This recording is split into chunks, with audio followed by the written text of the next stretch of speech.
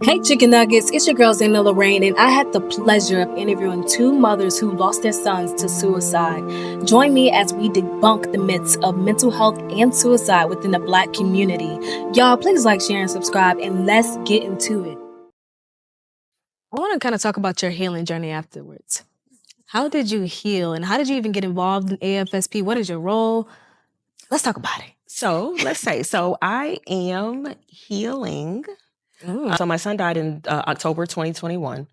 So it's been almost 3 years. It has definitely been a journey. I think the first year, I was honestly kind of in shock and walking around in a daze, and I didn't have any type of anything going on. I did start therapy about maybe 9 months after he died. Yeah. Did that, and one of the main things that helped me though was talking to other people who could relate.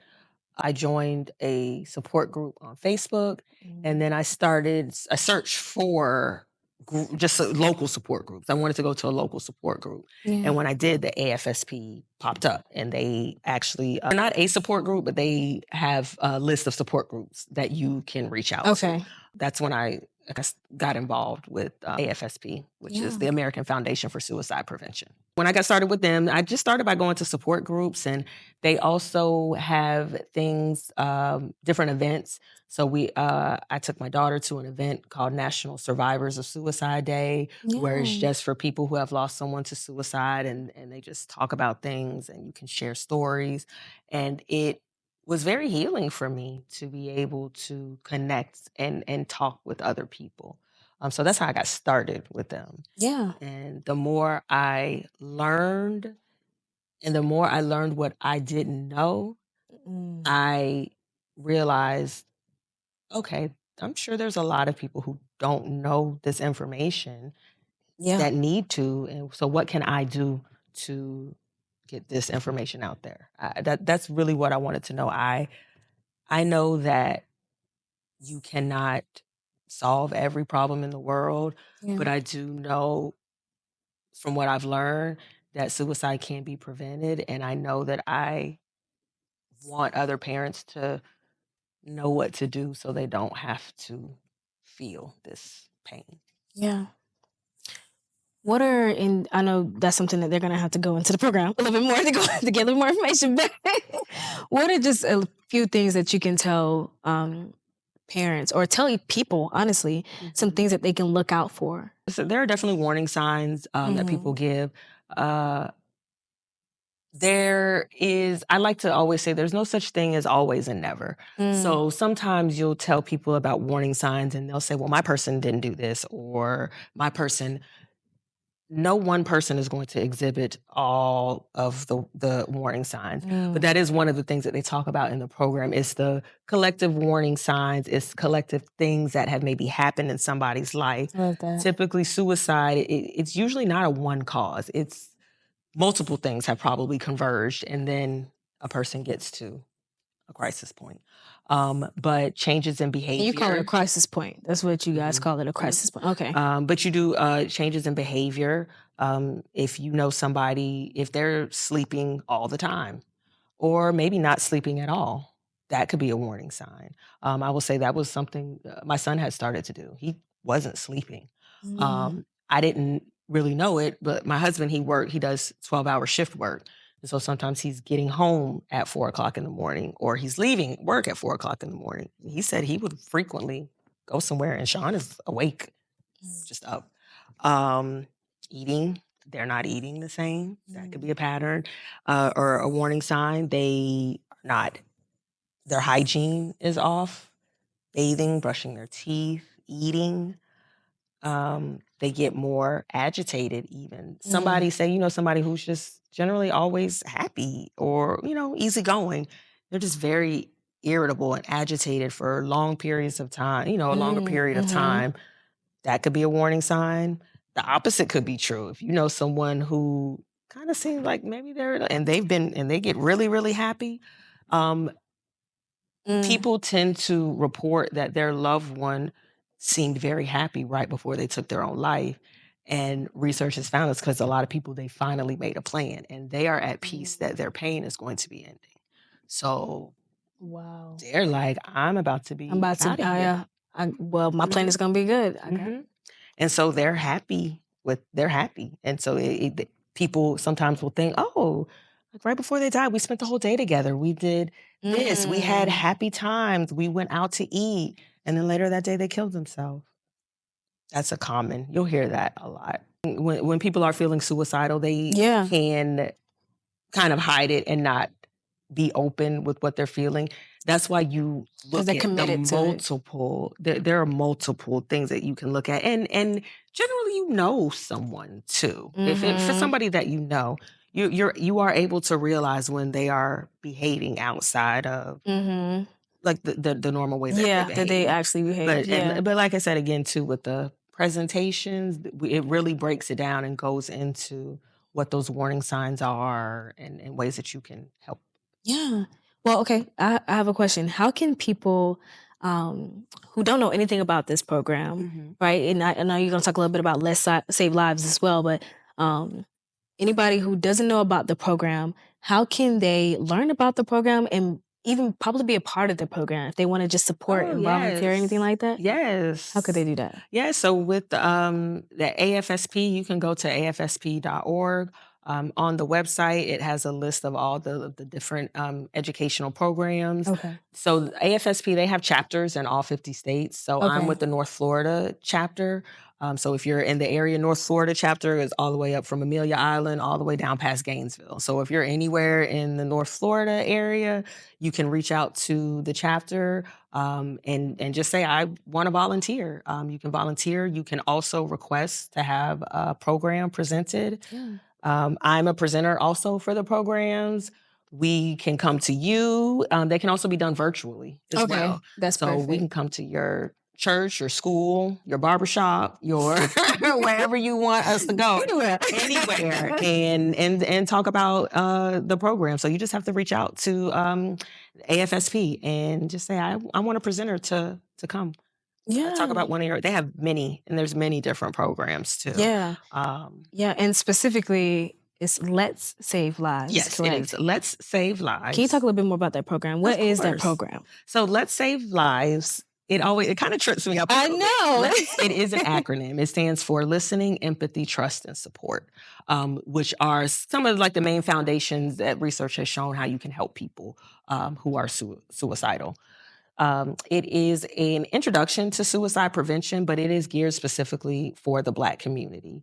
There is a lot of, historically, there's kind of been like a lot of cultural stigma around mental health in the Black community. A lot of, we don't talk about that. We don't have that. That is not a Black people don't kill themselves. That's a white people thing. Like that is, you know. So they do have a program called Talk Saves Lives, which is an introduction to suicide prevention. But through feedback, we learned that there was a greater need for a program that is geared towards Black community.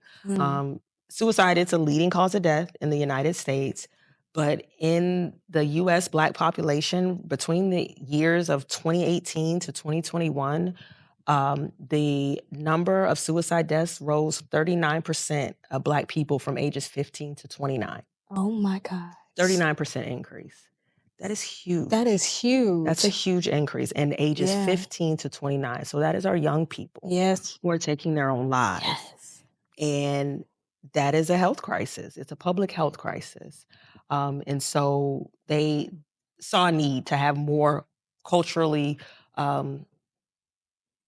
centralized, I guess, information around suicide prevention. So it talks about main suicide prevention, again, like how to recognize the warning signs, but it also goes into how that affects the Black community, what you can do to get people talking about it more, which is one of the main goals, is to just reduce the cultural stigma and get people talking about it.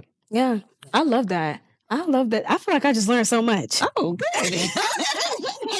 I love it. I didn't know anything about this program, and that's why I love it. And I think you guys have something called 988 that's coming out as well.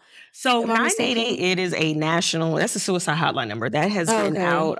So 988 is already a thing. Part of AFSP, besides the educational programs, they do a lot of advocacy, a lot of research as well. So they were instrumental in helping to get the 988 suicide hotline passed.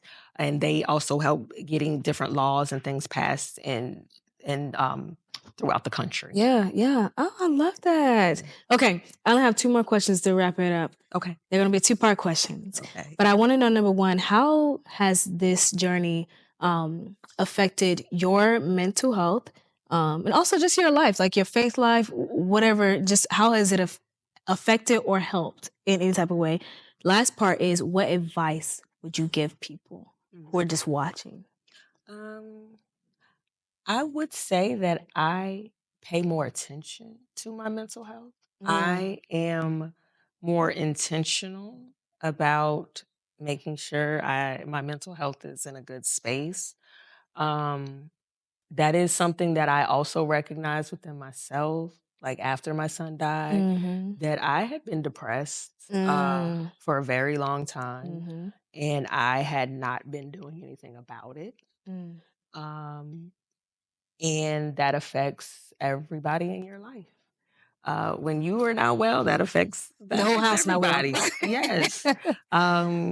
So I'm just a lot more intentional about it. I started running about a year ago. My husband got me into that, and it's been one of the single most helpful things to my mental health. My husband also calls me an AC baby. I like the air conditioning. You gotta do inside. You gotta go outside. I want to be inside. I don't want to sweat. I don't want to do too much activity. Is it long distance? Not too long?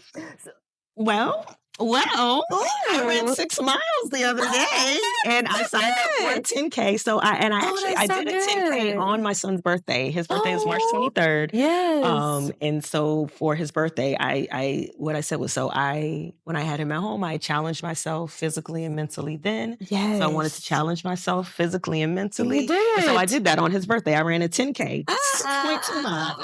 That's what I'm talking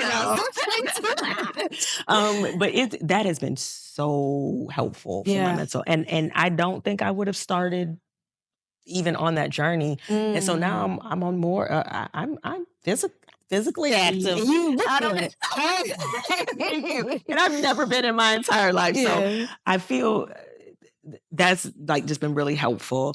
I do like a lot of yoga, and I do breath work, and like I'm just more intentional about realizing if something's wrong, hey, you're not doing well. Let's do something. Yes. And I'm more intentional about telling people and just recognizing it.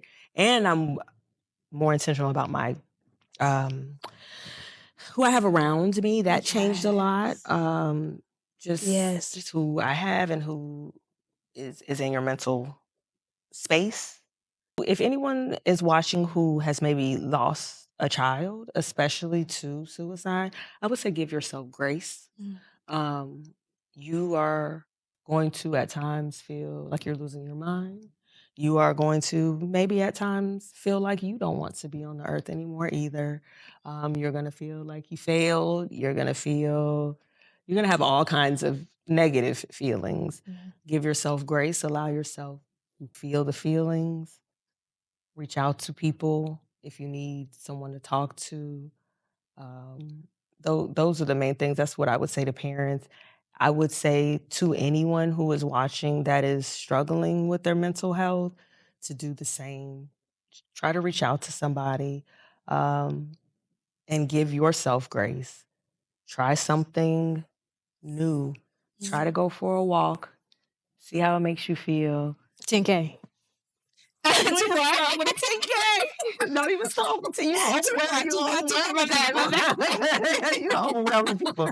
I got excited. So yeah, take go out for a walk, do something you enjoy. Just try to take small steps every day to improve your mental health, whether that's doing something you need to do or reaching out to someone and telling them, I'm not okay and I need your help. Yeah. Well, I just thank you so much for taking this time to talk to me, Niesha. I am so happy that you're here. I done got informed. I done cried a little bit. I done got it all. So I'm so grateful and so happy that you came on. Me. This was great. Thank you. Thank you so much for tuning in. Remember, I love you, but God loves you more. And remember to be the light that this world needs.